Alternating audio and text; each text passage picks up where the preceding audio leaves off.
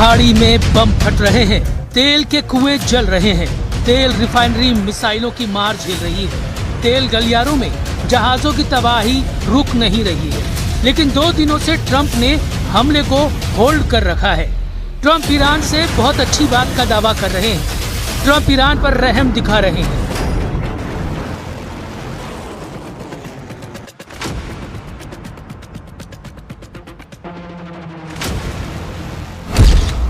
Trump का दावा, Iran रो रहा है इसलिए बमबारी बंद की। ट्रंप का दावा, नेतन्याहू नहीं बताएंगे किसे हथियार बेचना है। ट्रंप का दावा, ईरान युद्ध पर पुतिन को लाइन हाजिर करूंगा।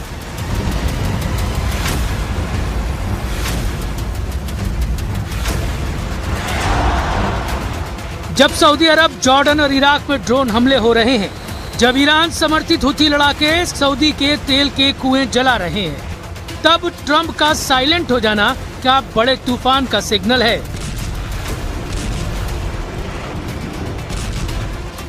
ट्रंप कूल बनने का गेम तो नहीं खेल रहे, या फिर खाड़ी में पुतिन की एंट्री की खबर ने उन्हें बैकफुट पर जाने पर मजबूर कर दिया?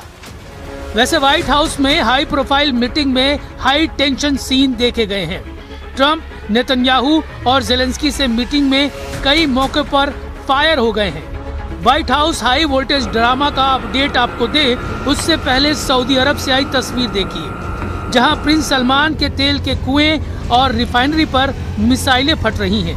ड्रोन धमाकों से तेल के मैदान धुआं हैं।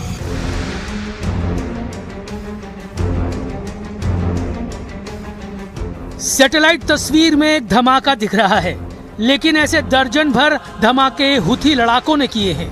सऊदी अरब के अबकैक तेल प्लांट को हुथी विद्रोहियों ने जला डाला है। लाल सागर के सबसे बड़े एक्सपोर्ट हब यानूब के पास जितने भी तेल सप्लाई साइट हैं, उन्हें हुथी लड़ाके ड्रोन बमों से दहला रहे हैं। हुथी फाइटर्स ने दावा किया कि ये हमले अमन के एयर स्पेस में सऊदी ड्रोन की घुसपैठ के जवाब में किया गया है।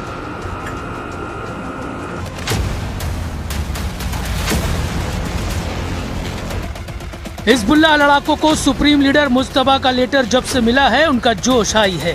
हिजबुल्लाह चीफ नईम कासिम ने ईरान के लिए जिहाद शुरू करने का ऐलान कर दिया है।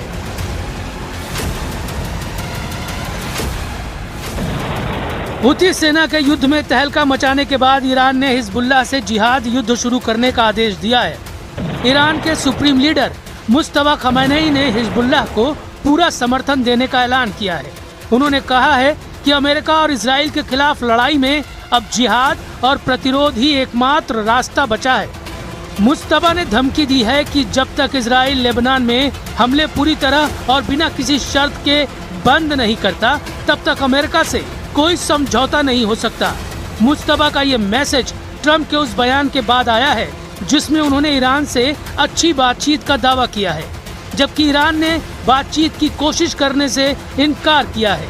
ईरानी विदेश मंत्रालय प्रवक्ता इस्माइल बघाई ने जोर देकर कहा कि ये हमारे डीएनए में नहीं है। ईरान ने ऐलान किया है कि युद्ध कब खत्म होगा अब सुप्रीम लीडर तय करेंगे।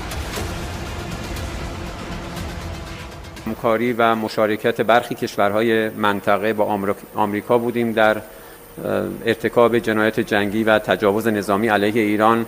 همه این موارد رو ما صراحتاً اعلام کردیم.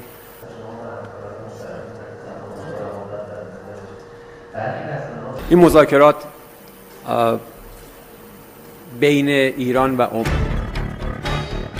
ईरान का स्टैंड क्लियर है, वो फुल फोर्स में युद्ध जारी रखेगा, दुश्मनों को पीटता रहेगा जब तक सभी दुश्मन सरेंडर नहीं कर देते।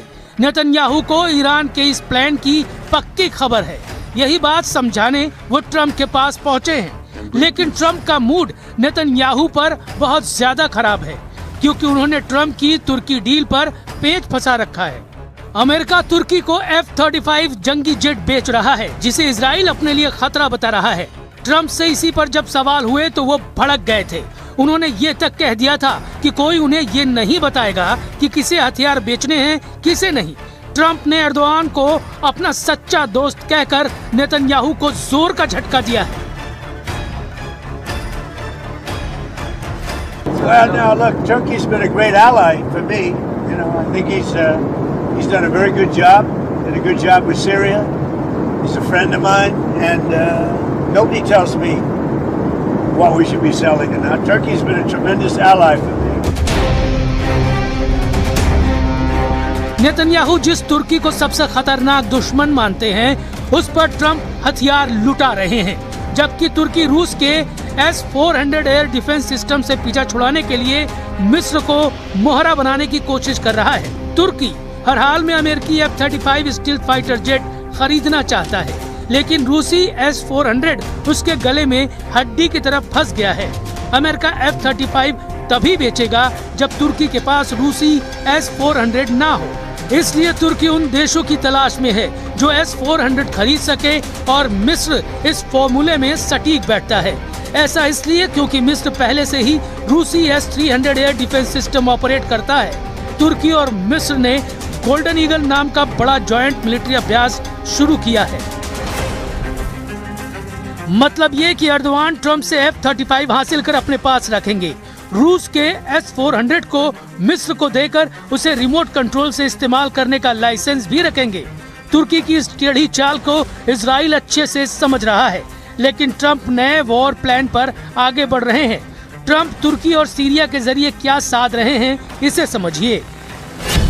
ट्रंप एर्दोआन को सेट करने के बाद सीरिया और इजराइल के बीच एक बड़ी डील करवाना चाहते हैं। सीरियाई राष्ट्रपति अहमद अल शरा ने कहा कि इजराइल से सुरक्षा समझौता करके सीरिया किसी भी टकराव से बचना चाहता है। इस वक्त इजराइल का गोलान हाइट्स पर कब्जा है, जो संयुक्त राष्ट्र के हिसाब से अवैध है।